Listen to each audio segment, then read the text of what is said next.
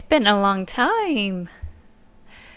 So, for those who had followed me on Instagram, YouTube, other places, you've been wondering why I've been gone for so long this whole year. I'm sure a few of you are wondering. I'm sure a few of you were wondering if I was kaput.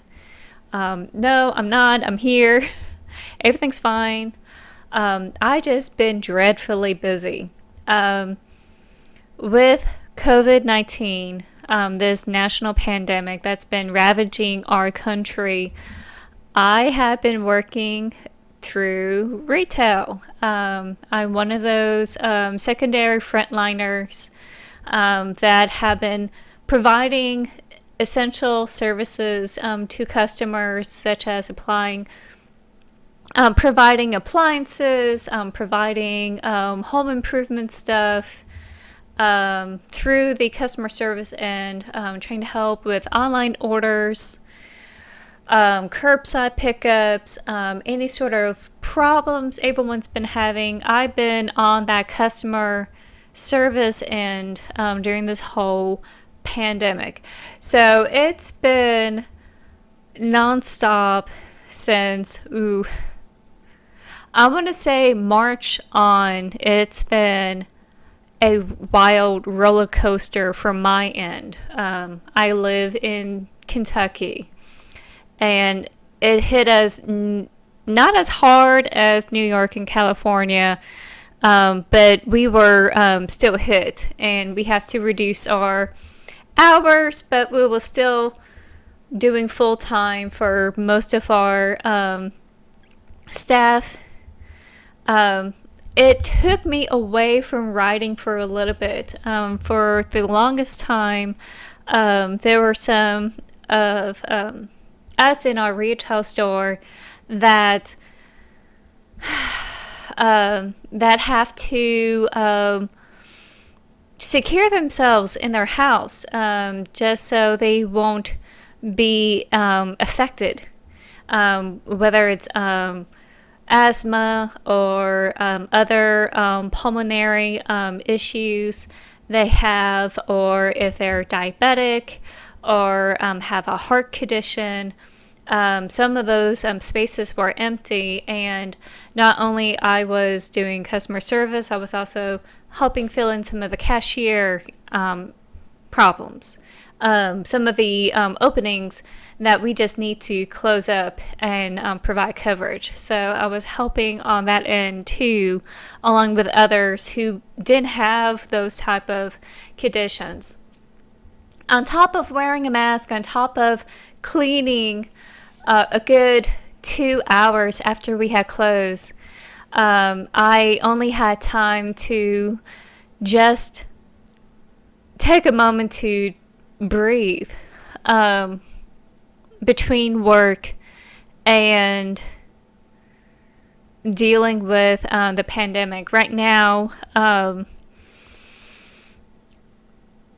don't want to say we have normalized it, but I feel we have adapted. Some of us adapted emotionally to say, okay, we are going to make this our new normal, and we're going to wear masks, and we're going to stay safe from everyone, so that way everyone is taken care of in our community. We try to make this something that's normal. So it's a human adaptation. It's nothing to be ashamed of. I think it's wonderful that we come together as a community to fight this by doing just the simple thing as wearing a mask and keeping our distance from ourselves, because most of us are very social creatures. We like giving hugs, we like doing high fives or fist bumps, and now you have to sacrifice that part of contact interaction for everyone's safety and for yourself. And that way you don't pass it on to someone who is going to be susceptible to this. There are some states, including mine, that had reopened a little too soon, a little too fast. And there are some members in the community that thought it's over and just don't want to wear a mask. And we're back. We're back in the harness. We have to do mandatory mask wearing. If you're out there interacting with others, you have to wear it. So I'm glad that everyone is finally on the same page. This is going to help us get a better fall and a better winter. It's going to be very hard with flu season rolling in, and with the new students that will be coming in. Some of the classes are doing in-person classes. So this is going to be what seals the deal whether or not we're going to remain open or if we're going to lock ourselves back up again. So I'm hoping and praying, everyone is going to get back into the community mindset and being together. That said, this full-time work that I was doing, even though I signed up as a part-time, as we started to reopen to normal hours, everyone is back on schedule, everyone is kind of gearing back the intensive cleaning, and now we're kind of operating pseudo-normal with some certain requirements and special services to make sure we're contactless. I wasn't able to get back on the part-time schedule that I was originally was. I wanted to be part-time so I could work on my book, and I wasn't able to, and it was a sticking point why I have to leave my retail. So even though the side job was doing everything they can to help take care of the virus and take care of others in the store and in our community, I wasn't given back my part-time hours, even though we had some people being hired and some people who are willing to go for the full-time hours. And I was also getting very ill. I was COVID ill. I was having GI issues. I thought I was having ulcer issues. It was all signs of stress. I was having a lot of stress, feeling so conflicted of I'm trying to help my community by being part of this retail, company, and yet still have to work on my books, which is my main career. Oh, hold on. I have to do something.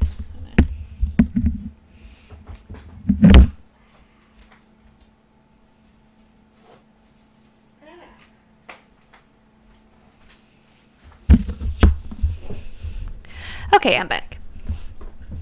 Sorry, I gotta take a notes. No.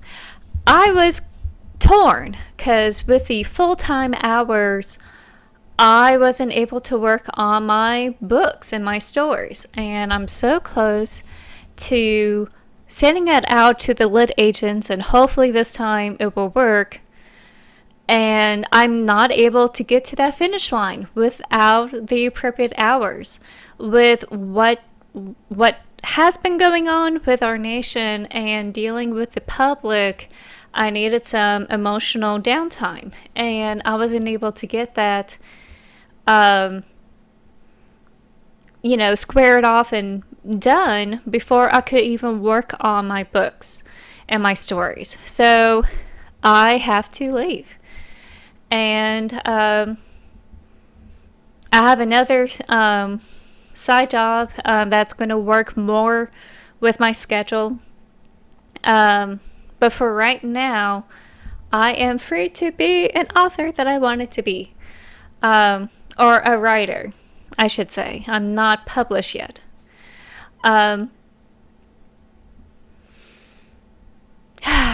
I am gonna miss my my retail family and those at the desk and those who had worked with me. I know that it's going to be tough.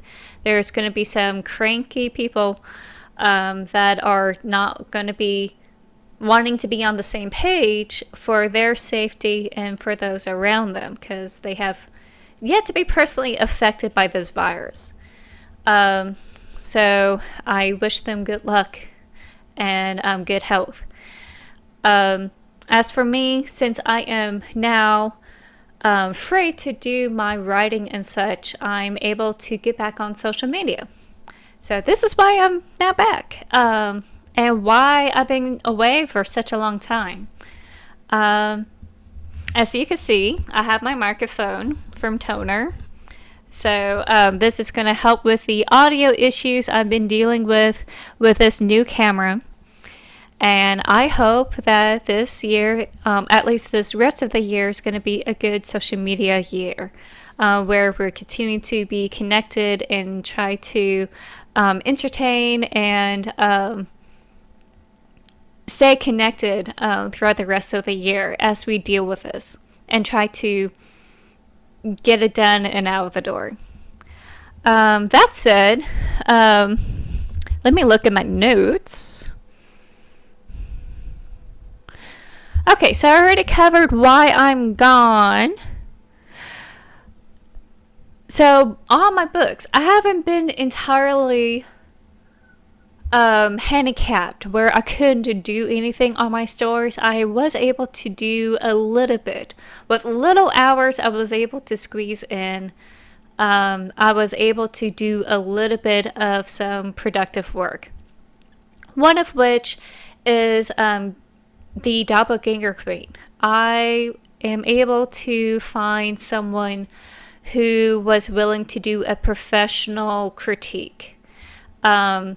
Just like Better Reading, it's from another author who has been in the industry for a while, who had published their books for quite some time, and they're able to have a professional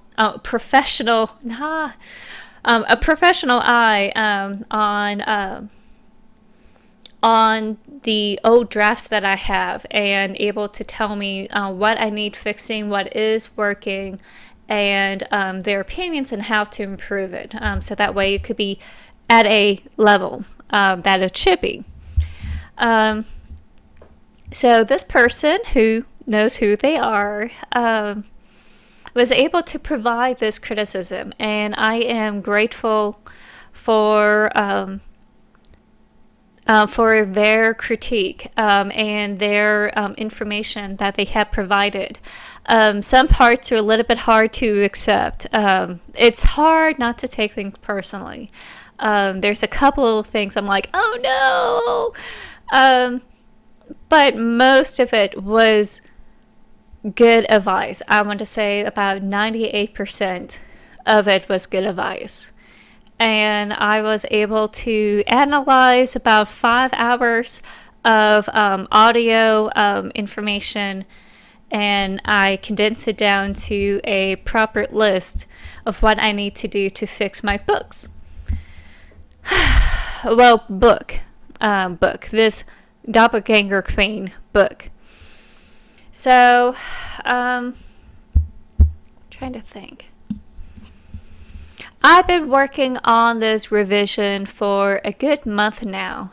It took me about a month to get through the revision, the critique analysis alone, because I wasn't off from my retail work then. I was trying to take as much time as I can to absorb all the information and do all the notes and trying to see where it is that they were talking about, which they did a good job. It just took a while with the full-time hours that I had at work.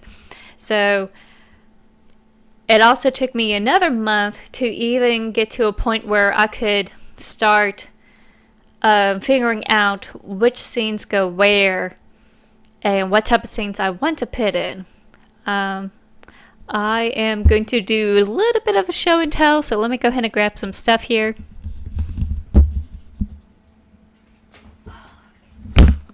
Okay. All right. Okay.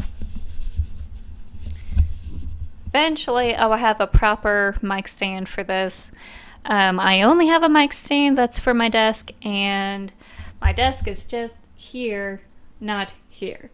And the way the lighting is, it's just coming from the side, so it's just a lot better for me to face this way instead of at my desk. So, the current page count for the Doppelganger Queen is 380 pages. That is, let me check my...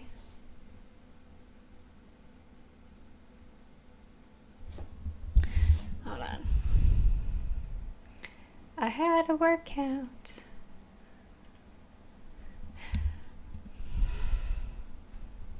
I want to say it's an estimate of 101,000 words. For those who are fellow writers, that's quite a bit.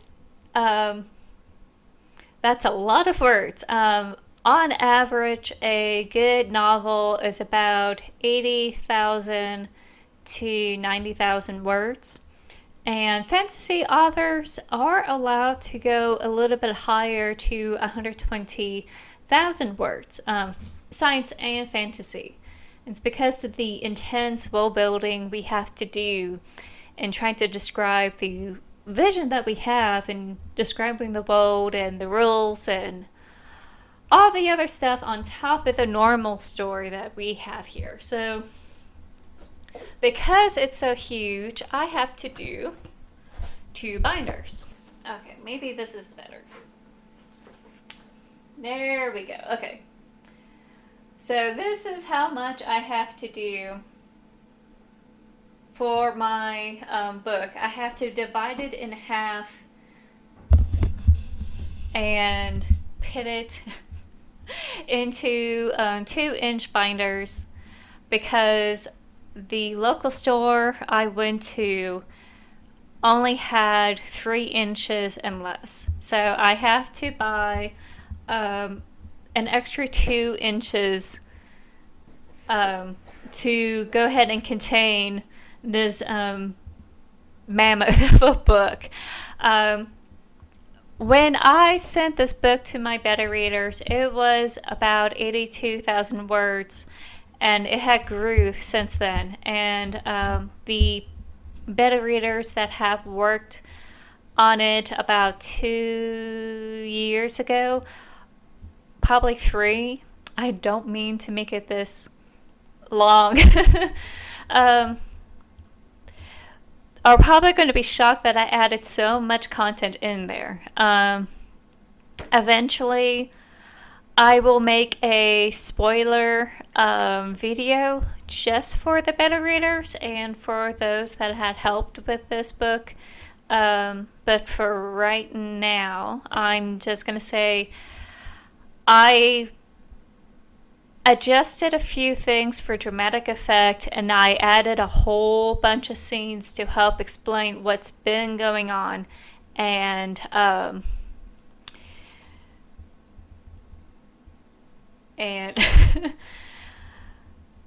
and just tried to clear up some things and put a lot more fun stuff in there, and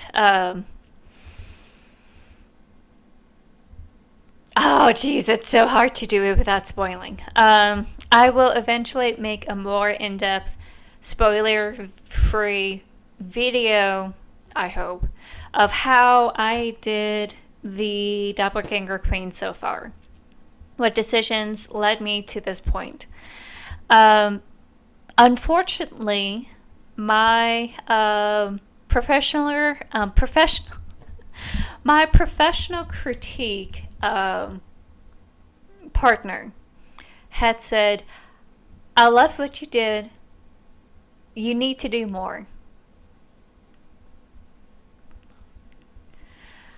I had to do more. I love you and I hate you. Why? Um, she said that I did a really good job in the entire world building environment, which is what I added from the beta reading stuff. They asked for more world building, so I put it in. Uh, they said, just to keep my critique partner anonymous, I'm just going to use they.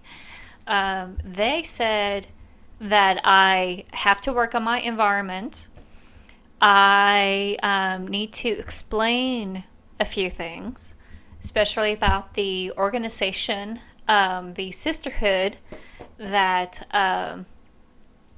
that I describe in the books. I keep saying books, and I guess it's because I have two freaking binders. So I kept thinking books, even though it's just one big ass book.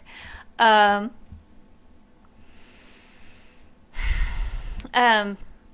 on top of that, she also recommended that I put in better fight scenes, or at least some of the scenes that I had where the character is a little bit too passive. They recommend fight scenes, which I'm all for. I like some fight scenes. I will warn you, I'm not an R.S. Avatar fight scene kind of gal. I'm a quick and dirty fight scener.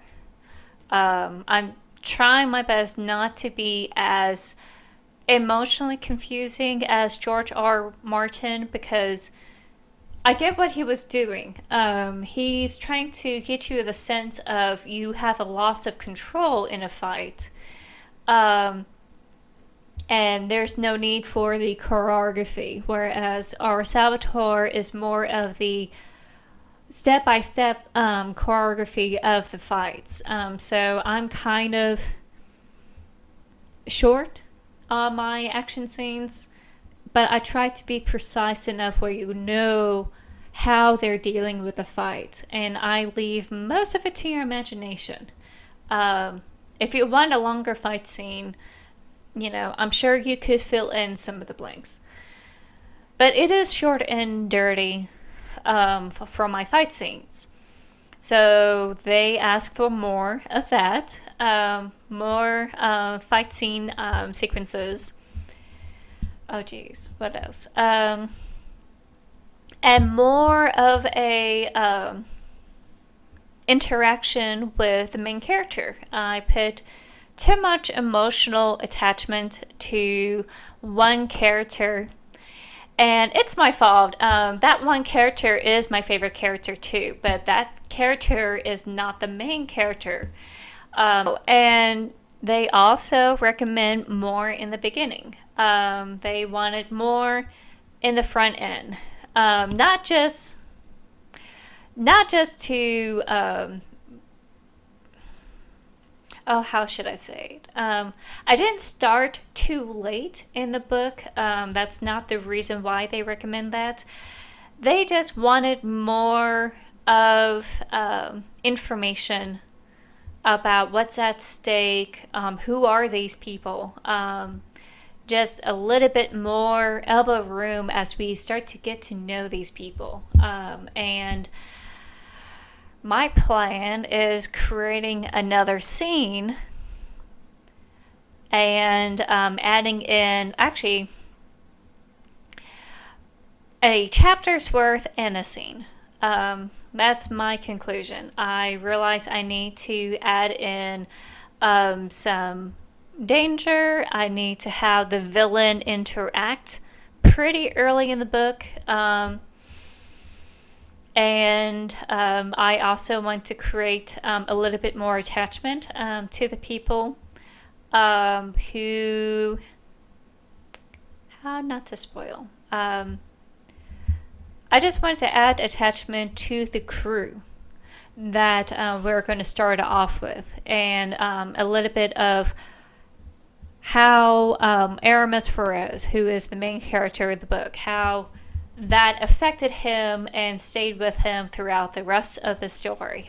So that emotional attachment. And well, I said that in a chapter and a scene, but I'm also considering putting in another scene where we see how he kind of got the way he is, or become the way he is, and how that decision influenced his mentality for the rest of the story.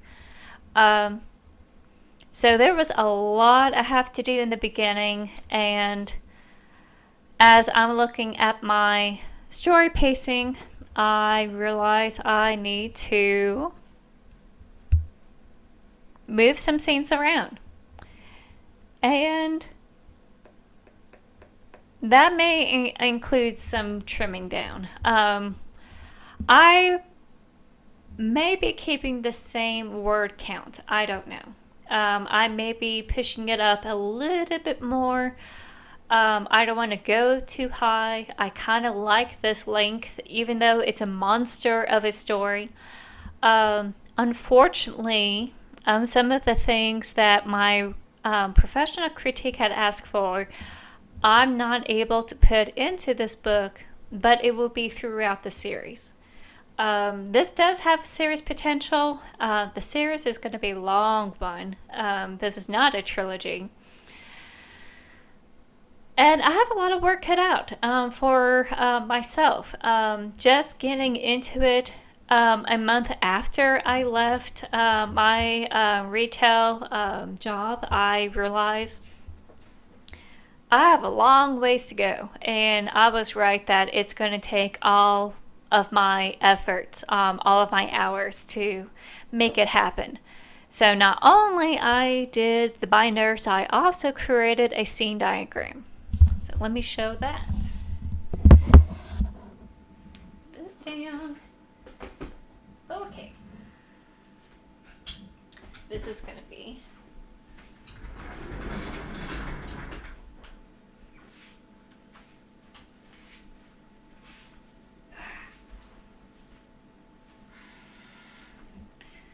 okay. So you're not going to see the written words, but just an idea. Every sticky note is a scene.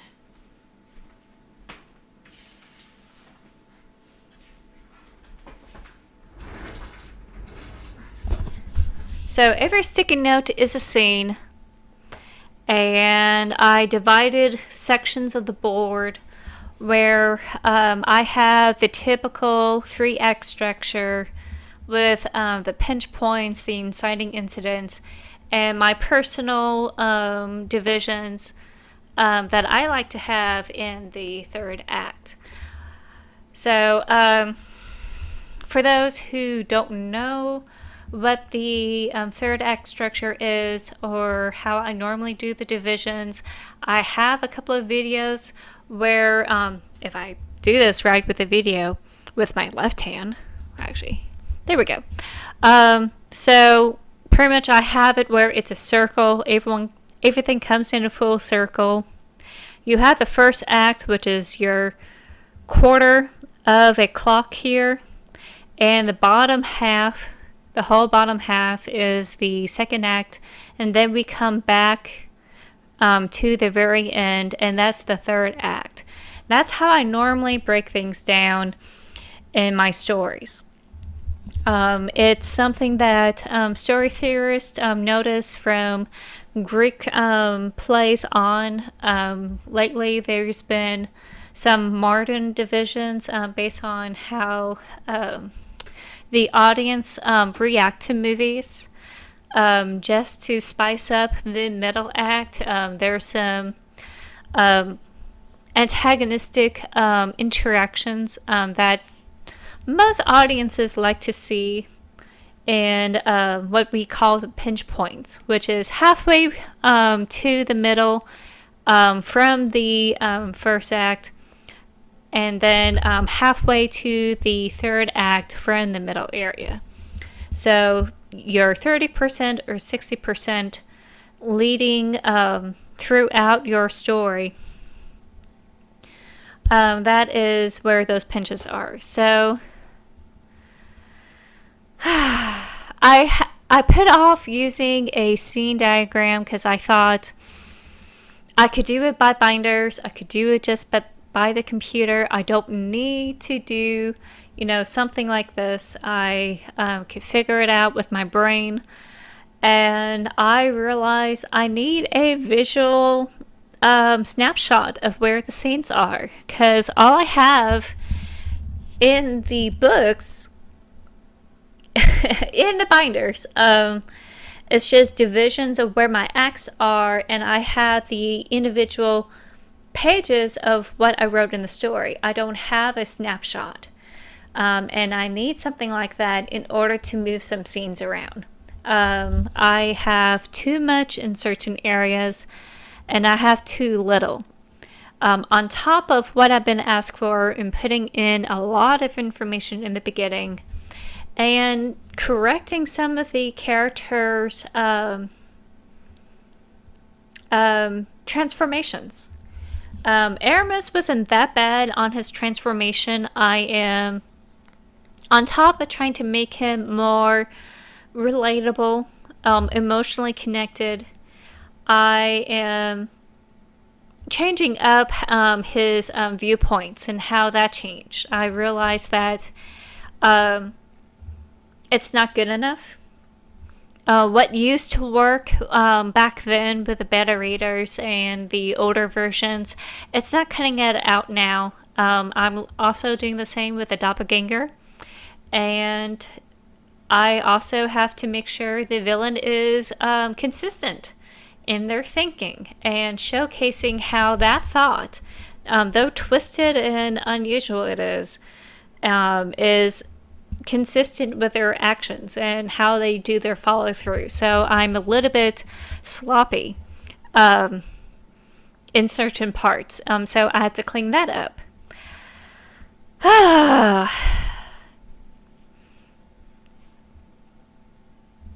I guess I didn't mean to.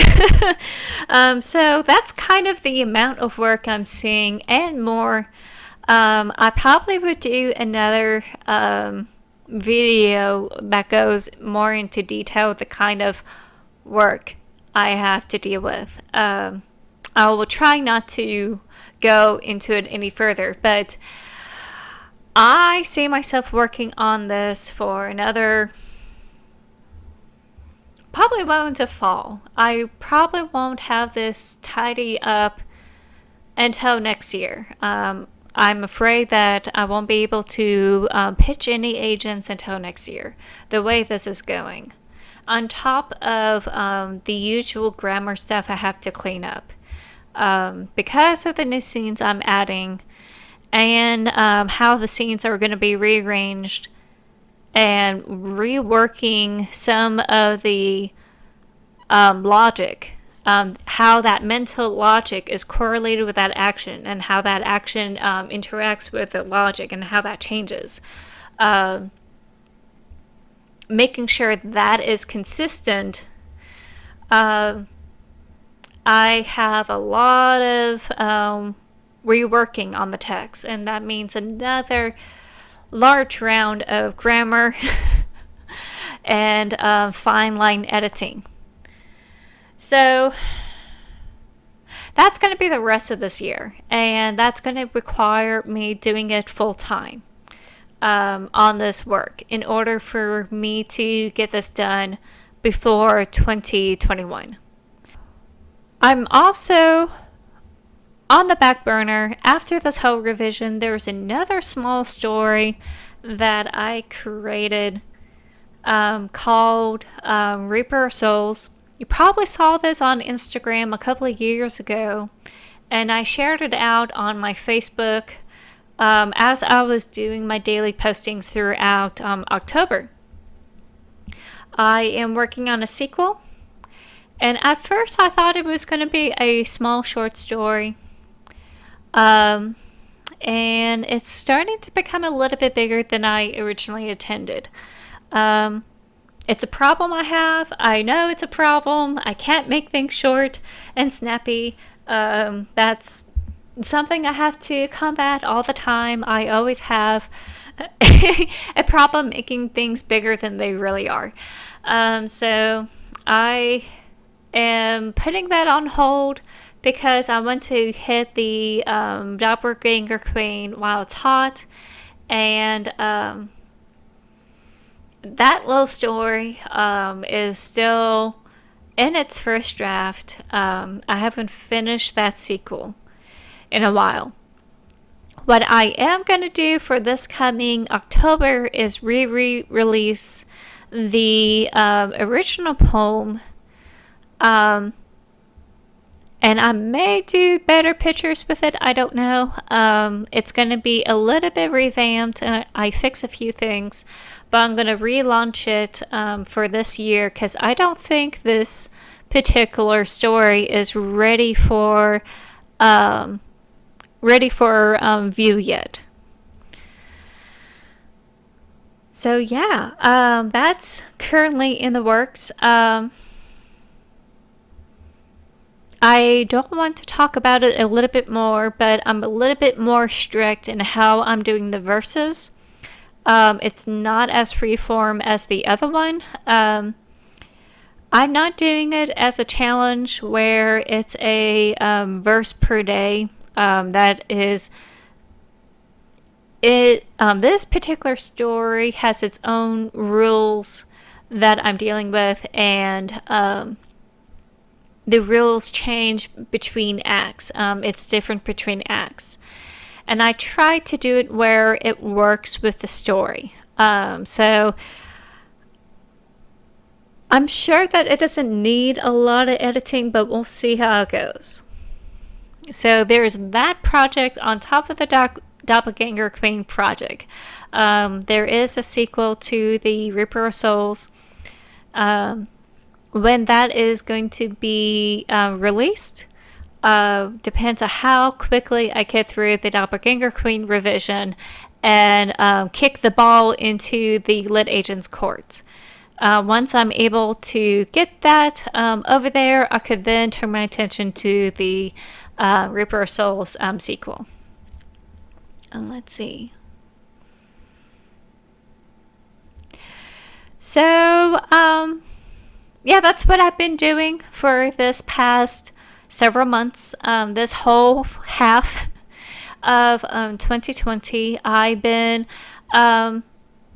helping I've been working at my retail job at full time, helping those dealing with COVID in a retail service manner. And I am finally done with that job and with that position, and I'm now completely focused on my work. And I do hope to continue to work on my projects this year.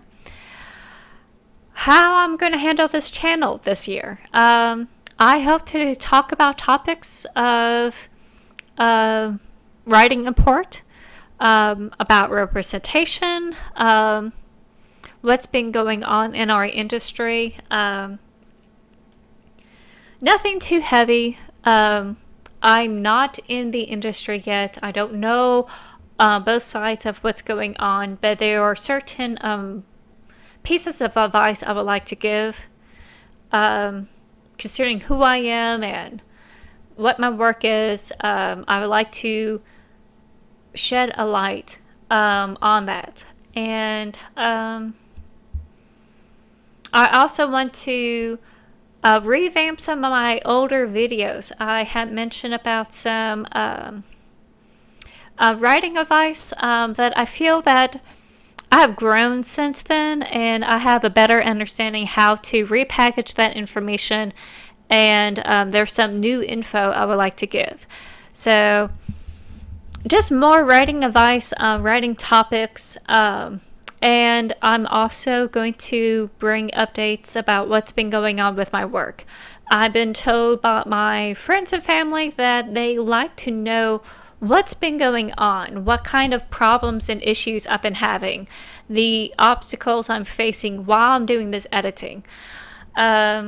So I'm going to showcase more of those struggles, hopefully without spoiling things. So there will be another video of that's more detailed about what's going on in the Doppelganger Queen and how that's being resolved. But yeah, I am going to stop here. I'm glad to be back. I'm glad to be back on my stories and working on my book and back here on this channel. And hopefully, hopefully things don't blow up and things are going to be okay for this year. But we'll see what the Apocalypse Bingo card tells us. So, be safe, wear a mask, take care of those around you, take care of your community, stay alive, take a break, love yourself and love those around you. And I'll see you next time. Bye.